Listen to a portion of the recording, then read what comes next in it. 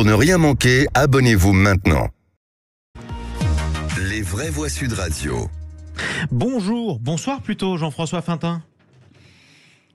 Soyez le bienvenu sur Sud Radio. Est-ce que vous êtes avec nous, Jean-François Fintin? Oui, j'y suis. Merci de votre invitation. Mais vous êtes le bienvenu sur Sud Radio. Vous êtes le président de la Confédération, le Mouvement Naturiste. Vous vouliez organiser une manifestation dans les rues de Toulouse à vélo. Une manifestation naturiste tout nu. Quel était son mot d'ordre et qu'est-ce que vous revendiquiez par cette manifestation? Alors, il ne s'agit pas d'une manifestation naturiste pour les naturistes, mais une manifestation éco-citoyenne qui existe dans le monde entier depuis bientôt 20 ans. On en fêtera le 20e anniversaire l'année prochaine. Ouais. En fait, le sujet, c'est en premier lieu la sécurité des cyclistes, que ce soit en milieu rural comme en milieu urbain. Faire habiller ça. Et comment? Alors, une de nos vraies voix disait que vous auriez pu la faire habiller, mais ça c'est autre chose. Mais allez-y, continuez. On va vous laisser vous expliquer justement. Pardon. Ça que vous êtes là.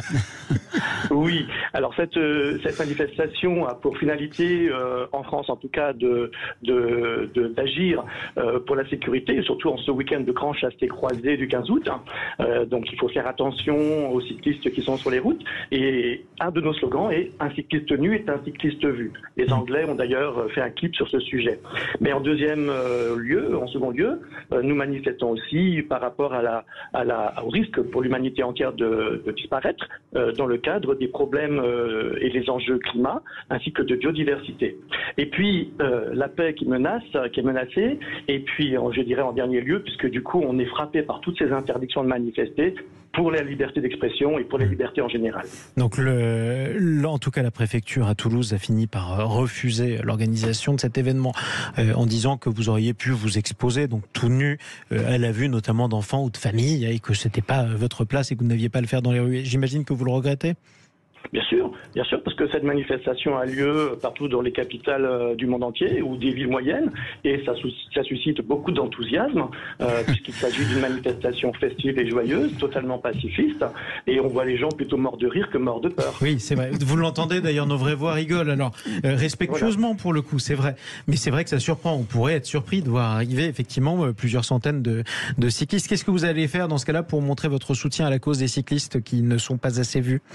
Eh bien, on garde le point de rendez-vous au pont de Deim à Pont-Pertuis, donc dans la banlieue sud de Toulouse, de façon à manifester notre mécontentement quant à cette énième interdiction, parce que depuis Nantes, le départ, pas une seule étape n'a pu être réalisée.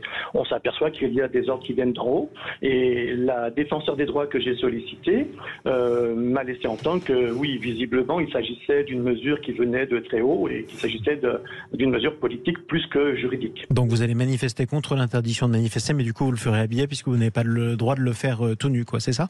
C'est pas impossible d'être déshabillé puisque la presse sera là, vous serez là aussi. Donc je pense que voilà, à un moment donné, si on veut être entendu, il faut être vu, et pour être vu, il faut un peu marquer les esprits.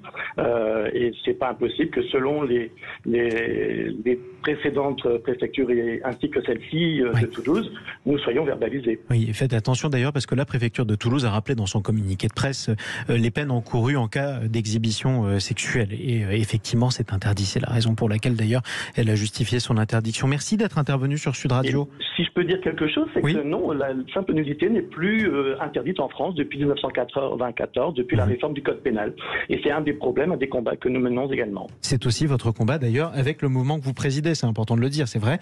La Confédération, le mouvement naturiste. On vous réinvitera si vous le souhaitez, un jour, pour en débattre aussi, du naturisme en France. Bien. Pourquoi pas? Après tout, on en fait, c'est une pratique, effectivement, qui a cours en France depuis toujours. On en reparlera avec vous. En tout cas, merci d'être intervenu sur Sud Radio.